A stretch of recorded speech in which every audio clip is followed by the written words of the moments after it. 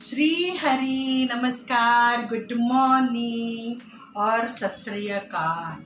नमस्कार नमस्कार. तर रविवार आहे आणि छानपैकी आपल्या सुट्ट्या सुरू आहेत.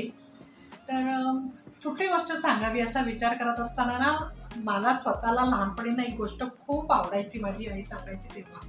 आणि ती गोष्ट अजूनही तशीच्या तशी माझ्या लक्षात आहे. म्हणजे असं वाटतं की नाही, अजून अजून ती आई मला ना गोष्ट सांगते, तो आवाज तिचा माझ्या कानामध्ये आहे. आणि ही गोष्ट सगळ्यांना माहिती आहे. आपल्या काळामध्ये देखील ती खूप आत्ताच्या प्रकारे म्हणू तर हिट होती. अजूनही आत्ताच्या काळातल्याही मुलांना ही गोष्ट आवडते. आणि ती गोष्ट आहे कुठली सांगा? बुडबुड घागरी. येस. तर मांजरीची ही गोष्ट आहे आणि खूप छान गोष्ट आहे. असं खूप मजा येते ही गोष्ट ऐकताना. आणि आईकडचंच हा गुण माझ्याकडे आलं ते आत्ता समजतंय. आणि आई पण म्हणजे अतिशय अशी रंगवून सांगायची ती गोष्ट, की असं झालं तसं झालं.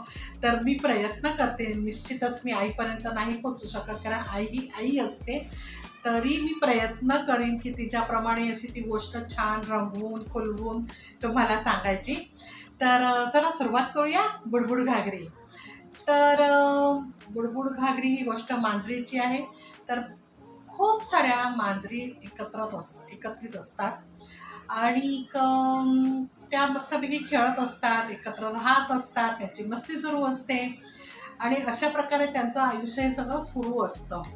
आणि एक दिवस त्या मांजरींमध्ये असं ठरतं की आपण आहे ना खीर करूया. आणि मग खीर कोणी करायची असं त्यांच्यामध्ये विचार होतो, की मी करणार, तू करणार. मग खीर करायला दूध पाहिजे, पातेलं पाहिजे, त्याच्यानंतर साखर पाहिजे, वेलची पाहिजे आणि मुख्य म्हणजे शेवया पाहिजेत. असं सगळं त्यांच्यामध्ये असं डिस्कशन होतं. आणि मग प्रत्येक एक एक माणसाला एक एक जबाबदारी घेते. एक म्हणते मी पातेलं आणेन, एक म्हणते मी दूध घेऊन येईन, एक म्हणते मी साखर घेऊन येईन, एक म्हणते मी शेवया घेऊन येईन, एक म्हणते की मी वेलची घेऊन येईन. असं करून ह्या सगळ्या मांजरी ज्या आहेत ते की नाही, त्या सगळ्या वस्तू घेऊन येतात आणि खीर करायचं ठरतं. आणि खीर करायचं ठरल्यानंतर नक्कीच चूल पेटवली जाते आणि चुलीवर ते पातेलं ठेवलं जातं. पातेलं ठेवल्यानंतर त्याच्यामध्ये दूध ओतलं जातं. ते दूध जेव्हा गरम होतं, उकळायला लागतं, तर त्याच्यामध्ये साखर टाकली जाते. ते जरा आटवलं जातं आणि मग त्याच्यामध्ये शेवया सोडल्या जातात. मस्त ती खीर अशी छान दाटसर अशी तयार होते. मग त्याच्यामध्ये वेलची वगैरे घालतात. आणि आता गरम आहे ही खीर, तर सगळे म्हणतात की लगेच प्यायला गेलो तर आपलं तोंड भाजेल. तर खिरीला जरा आपण थंड होण्यासाठी ठेवून देऊया आणि थोड्या वेळानंतर आपण ही खीर पिऊया. असं सगळ्या मांजरींचं एकमताने ठरतं. आणि ठरल्यानंतर त्या अशा खेळायला लागतात. पण त्याच्यातली एक लबाड मांजर असते, की तिला तो सुगंध जो असतो की नाही खिरीचा, तो असा दरवळत असतो आणि तिचं ते सारखं लक्ष आहे ना त्या खिरीकडेच जात असतं. आणि ती खेळते पण आहे, पण तिचं अर्ध लक्ष त्या खिरीकडे पण आहे. आणि तिला कळत नसतं की आता मी काय करू, मला खीर अतिशय आवडते आणि खूप छान सुगंध येतो, तर कधी एकदा मी ती खीर खाईन ना, असं तिला हे होतं. आणि ते ह्या बाकीच्या मांजरी वगैरे सगळ्याजणी खेळतायत, असं सगळं सुरू आहे. पण ह्या मांजरीने काय केलं, की सगळ्याजणी खेळतायत, त्या आपल्या खेळामध्ये मशगूल आहेत, असं बघून आहे ना ती हळूच दबक्या पावलेल्यानं त्या खिरीपाशी येते. खिरीपाशी येते आणि बघते की खीर गार झाली आहे, निवली आहे की नाही, नाहीतर तोंड भाजायचं. आणि हळूच ती बघते, तर खीर अशी थंड झाली असते, म्हणजे निवली असते, म्हणजे एकदम ती थंड पण नाही, एकदम गरम पण नाही, पण पिऊ शकतो. तर ती तो सुगंध घेते असा खिरीचा आणि म्हणते, हा काय सुगंध येतोय. आणि असं करून ती खीर आहे ना हळूच एकदा चाटते आणि म्हणते आपण एकदाच बघूया कशी झाली आहे. असं करून ती एकदा खीर चाटते, तर तिला ती छान वाटते आणि सुंदर झाली, छान झाली, मस्त झाली खीर. आणि परत म्हणते की जाऊ दे आता, असं परत एकदा नको चाटायला, बाकीच्यांना पण पाहिजे. पण परत ती त्या मोहामध्ये पडते आणि परत एकदा थोडीशी खीर चाटते. आणि जशी ती परत एकदा खीर चाटते, तर ती तिकडं म्हणजे आपण म्हणतो तिचा कंट्रोलच सुटून जातो. आणि ती ना हळूहळू करत आहे ना, एकदा अजून एकदा अजून एकदा, नाही आता नाही, नंतर नाही, आपण थांबूया, असं स्वतःशीच बोलत बोलत बोलत आहे ना, हळूहळू हळूहळू ती खीर पिऊन टाकते. पिऊन टाकल्यानंतर तुझ्या लक्षात येतं, अरे बापरे, आपण तर सगळीच खीर प्यायलो. म्हणजे आपण म्हणालो होतो की आपण फक्त चव बघूया आणि आपण तर सगळीच खीर पिऊन टाकली. आता काय होणार? मग ती काय करते, स्वतःच्या मिशा साफ करते, ते पातेलं तसंच ठेवते, त्याच्यावर झाकण ठेवते आणि परत खेळण्यासाठी धूम ठोकते. इथे ह्या सगळ्याजणी खेळतात, मस्ती चालू आहे. मग थोड्या वेळानंतर म्हणतात की चला आता आपण ना खीर पिऊया.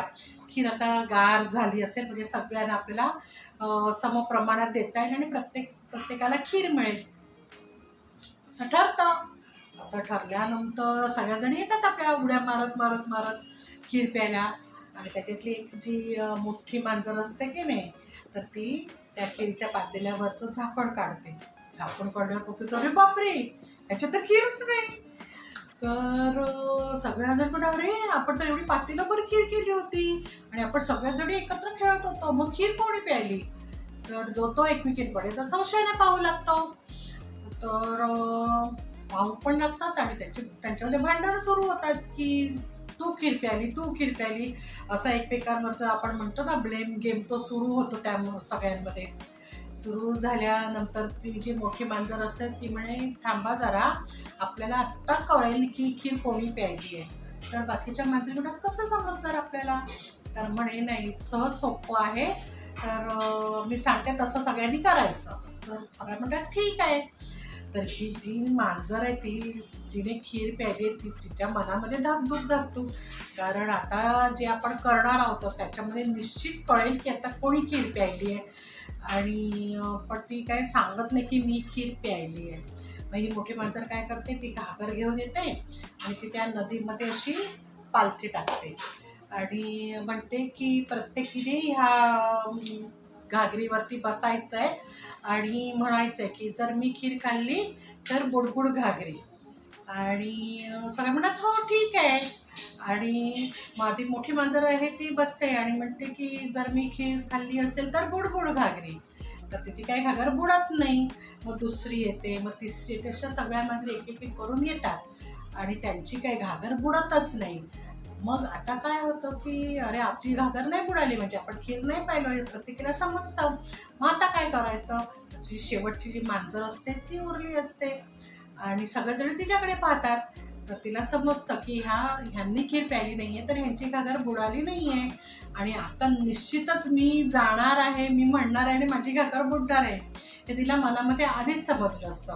तर ती थोडंसं घाबरत दबक्या पावलाने जाते आणि त्या घागरीवर बसते. आणि घागरीवर बसल्यावरती ती म्हणते, मी जर खीर खाल्ली असेल तर बुडबुड घागरी. जसं ती म्हणते की बुडबुड घागरी, तर ती घागरी सकट ती मांजर त्या नदीमध्ये बुडते. सगळ्यांना समजतं की अरे हिने खीर खाल्ली आणि आपण तिथे खेळत असताना ही दबक्या पावलाने येऊन हिने सगळ्या खिरीचा सपाटचट केलेला आहे.